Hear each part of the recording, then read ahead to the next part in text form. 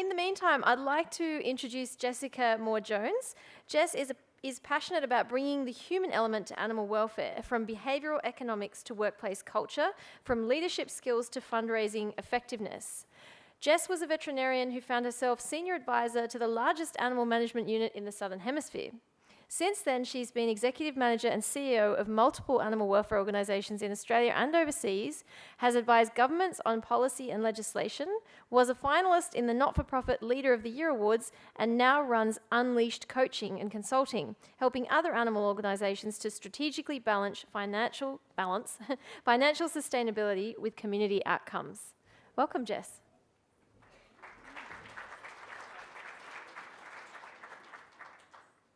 Thanks for having me. My name is Jess. For those who haven't heard from me before, a few of you have, the short answer is that I believe in bringing the human element to animal welfare. So many of us get so dedicated, we're passionate, technical, massively experts in veterinary sciences and sheltering or rangers or welfare, and that's great, but that's all animal stuff. And we tend to forget that people are involved in this. And that's a really kind of polite way of me saying that generally animal people aren't people. And I like to try to help with that. So the whole idea that I'm here to talk to you, and you've actually hearing from me a few times, but it's about human behaviour change for animal welfare. And the reason that I'm so passionate about human behaviour change is that if we're really talking about disruption, if we're talking about not just doing the same thing every year with a slightly bigger budget and we'll just get a few more volunteers and we'll just try this thing a little bit differently and we'll just reframe our campaign a little. If we really want to stop doing the same thing just a tiny bit better, we have to stop thinking about the ambulance at the bottom of the cliff and start thinking, how do we fence the top? Which brings me to human behaviour change.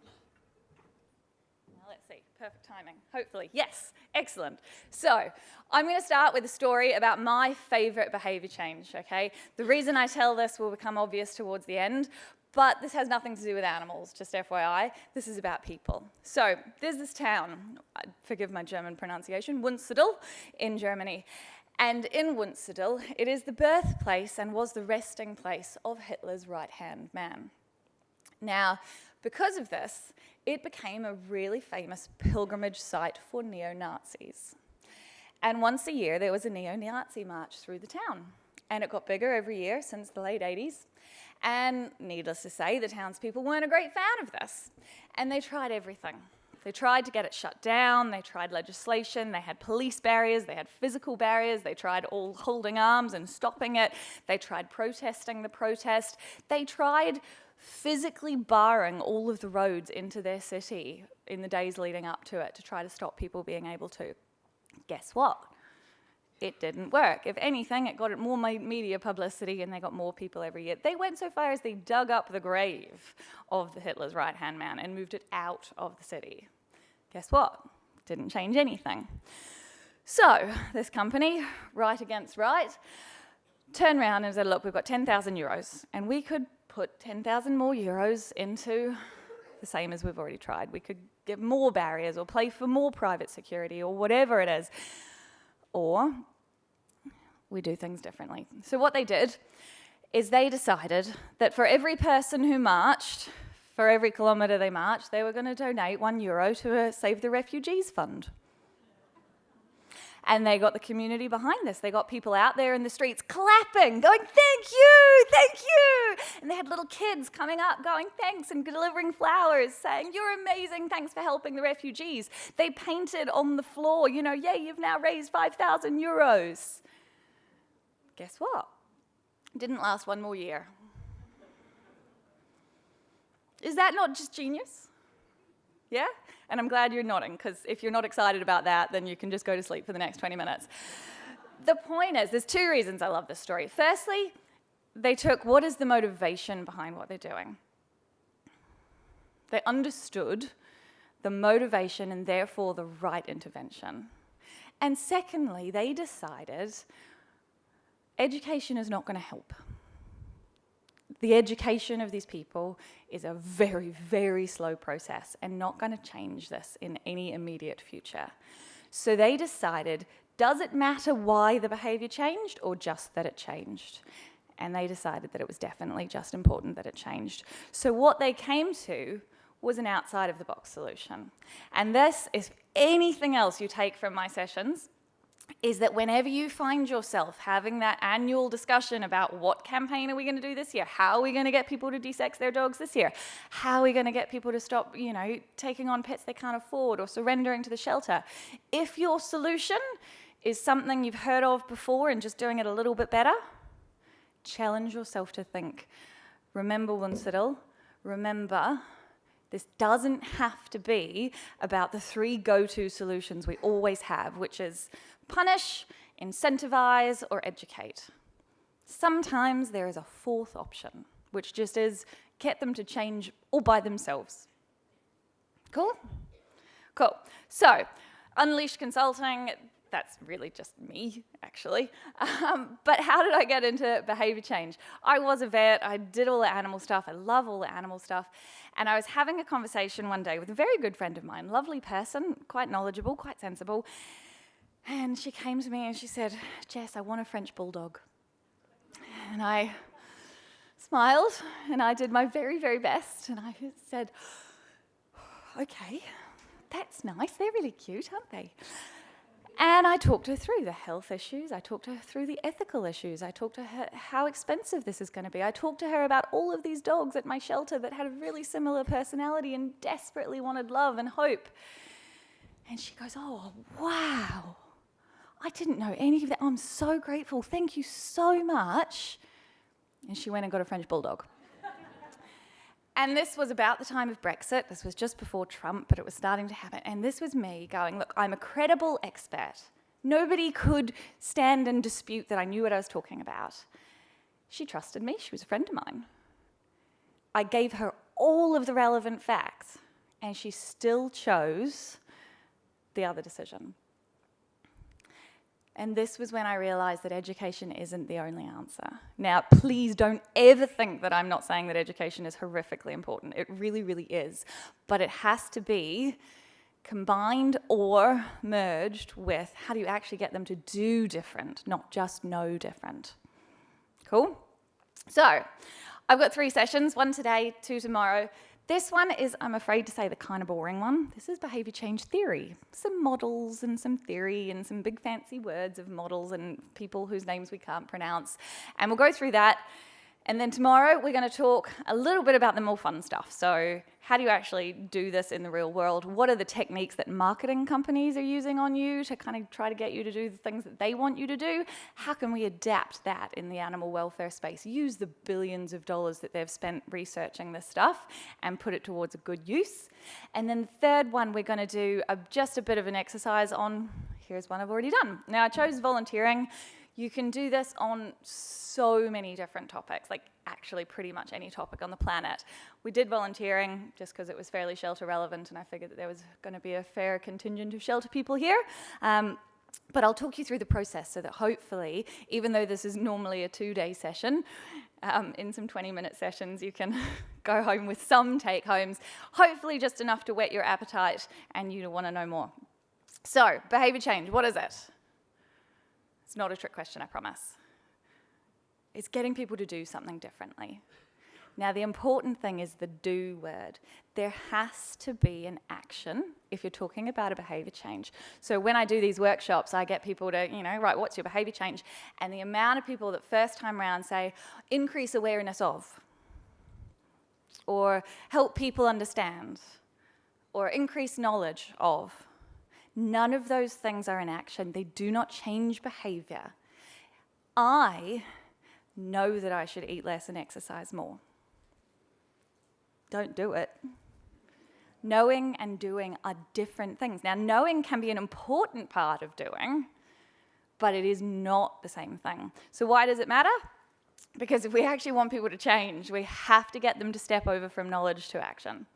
Okay, now again, please don't think that I'm dissing education. It's a great thing to do. Keep doing it. You just may sometimes have to add a little bit on the end, which is that, but what about what they do with that? So, this here, we've got, do I have a little pointy thing? I'm too scared to press the button in case it doesn't work. Above the line, so red, orange, and light blue, okay? These are the things that affect behaviors. People's values, people's beliefs, and people's attitudes. Combine all of those three things and you get a behavior for a certain situation. So your beliefs is the things that are built into you when you're usually a very young child. Short of being kidnapped and stuffed in a van for some behavioral reprogramming, usually you're stuck with these for life.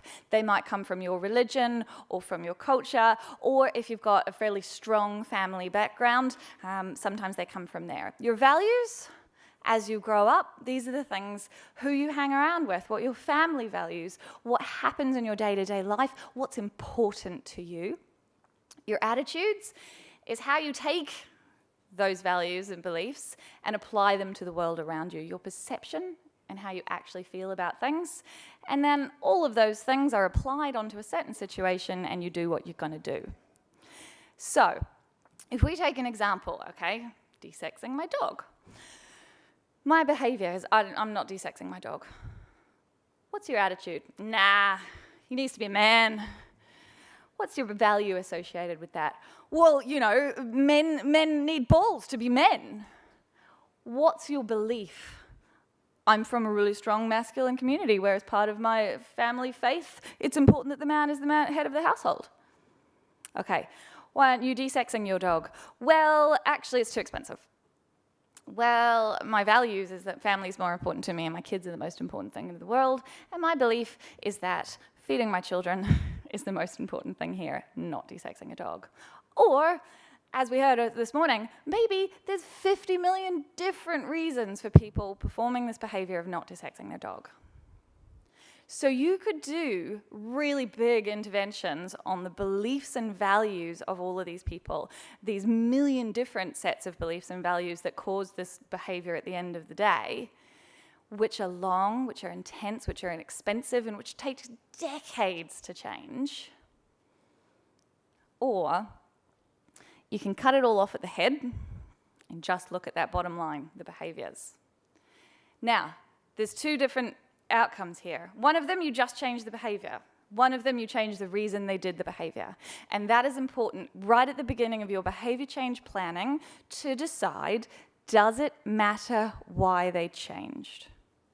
Now, in some situations, it's vital that it matters, because if you're trying to do a sustainable change, for example, don't kick your dog in the head, it matters that they value a dog as a sentient being and that their beliefs and their attitudes about that dog are different, because you can only stop them kicking the dog in the head by doing a behavior change down this bottom bit. You can only do that once. If you want them to have to consistently apply that behavior change, you have to change the lot. However, if you just want them to turn up on one day and get a microchip implanted, which they then can't take back, doesn't really matter why they didn't want to. You just need to change the behavior. So today we're talking about all of the theories that can help us affect these top three things. Okay? Tomorrow we're going to talk about the fun stuff, which is how do we just trick people ethically. All right, so that brings us to Systems 1, Systems 2 thinking. Really fun book. This guy's really funny if you listen to his TED Talks. But the point is, he sets out that there are two different types of your brain, two different systems, he calls them, System 1 and System 2. So what's 2 plus 2? 4. We can do that while changing gears on a roundabout, eating a hamburger and singing Tina Turner, right? Okay. What's 180 divided by 16 plus 7? Did somebody just do that, or did you make that answer up? I was going to be really impressed. Most of us could do that with a piece of paper and with some remembering some things that we were taught once upon a time, and with conscious, effortful thought processes, we could probably get there.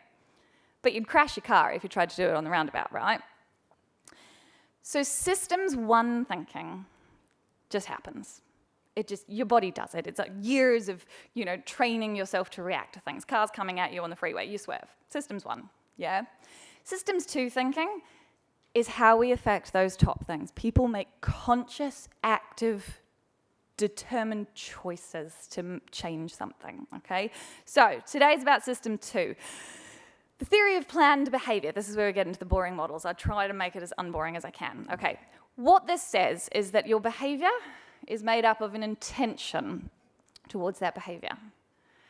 And the thing that makes up an intention to act is 3 things: your attitude, what you perceive to be the norm, and how much control do you think you have over your action. So note the 2 bottom ones have a perceived in there. So perceived behavior control isn't the same as a behavior control. Do you think you have the ability to change this thing? Is more important than whether you actually do. And the subjective norm, what actually is normal, what most people are doing, is less important than what you believe most people to be doing, which in other words means what the people around you are doing, because frankly, we don't often look outside of what the people around us are doing. So if you have the right attitude, you believe that it's the social norm, and you think that you have control over the situation, then you generally will intend to change. And if you intend to change, you change, right? I intend to go to the gym in the morning. Ask me tomorrow if I went. So that brings us to the next evolution of behavior change, which is the trans-theoretical model, okay? Now what this is about the constant intentional input that has to go into an action. So pre-contemplation, never heard of it, don't know what you're talking about, have no idea. Contemplation, oh, that's an interesting thing. I should probably look into that at some point. Determination, right. Gonna change, gonna do this. Action, do you change? Relapse, oops. Maintenance, which is that constant continual putting in. Now you can fall into or out of this loop at any stage, but it requires effort at almost all of these stages, both from me who's trying to do it and from anybody who's trying to make me do it. Okay, so my example here, 5-6 years ago, I was vaguely aware that plastic was a bit of a problem in the world. Contemplation becomes quite a big thing. I've got friends now that are doing the don't use plastic bottles and all that. So, oh, okay. Gosh, am I a bit behind the times? Determination. This is where Facebook did some good in the world. I saw a Facebook meme that said, 1 straw won't make any difference. Said 6 billion people. And I went, oh, I've got to do something about this, don't I? So I was about to go on holiday to Bali with my sister, and I was like, I am not going to use a single plastic straw in all of my cocktails. And there was a lot of cocktails. And I was really successful. Actually, it turns out in Bali, they use a lot of paper straws. It was quite easy. But I was successful at my action. And then the flight from Bali back to Darwin is awful. It's overnight, and you get to the airport in the morning, and do you know what? I need a Bloody Mary. Not like want a Bloody Mary, like need a Bloody Mary. And if you've ever had a Bloody Mary, it's usually full of ice. And if you try to drink it without a straw, you just get tomato juice all over your face. And they gave it to me with a straw, and I drank it. And then I forgot about my straw promise for the next few weeks. And then, oh God, I saw something else again. And okay, right, now somebody's bought me some metal straws. Okay, I'm back on the bandwagon. This is a constant over and on process. I have to be committed to it. Every time someone gives me you're that awkward person who's like, no, I didn't want a straw, take it back. But in a year, in 2 years, in 5 years, not only will it be normal habit for me, the community will not bring me a straw. Now, if you can do this enough to enough people, it changes itself eventually. But those first stages, at every stage, you've got to be putting in lots and lots and lots of effort. The last one I want to talk to you about is the behavior change wheel. This is less a model than a tool that can be used, okay? What it says is, in the inside there's the 3 things that make up behavior. Have you got the capability, have you got the opportunity, and have you got the motivation? So those are the things that you need to provide, okay? Now, if you can provide those 3 things, depending on which one's lacking, depending on which one's the barrier, then you can use that red circle. The red circles around the outside is the types of things that you could use to intervene, depending on what you decided that the barrier was. So education is there, but so is what a lot of other things. Persuasion, coercion, those are good things. Enablement is also a great thing. And on the outside, they call that policy categories. I tend to think of it as who's the best to deliver this. Now, one thing, if you remember anything today, is that you might not be the best person to deliver your behavior change. Sometimes it's great coming from the shelters. Sometimes it's great coming from the big shelters that everybody's heard of. Sometimes it's great not coming from the tall poppy that people are a little bit love to hate. Sometimes it's great coming from the council. Sometimes it's bad coming from council. You have to choose who's the most appropriate partner to deliver your behaviour change. Don't be too committed to my branding on it as the most important. All right, now that is the absolute basics of how we get people to change. Tomorrow I'm going to convert a lot of that into examples, into how we do it in the fun ways, and then we're going to talk through an example with you, okay? Really fun stuff, really interesting topic, and all I would really strongly encourage you to do is every time you have a big problem, guarantee you don't only have punishment, incentives, or education as your options. Think about the fourth one, changing people's behaviour.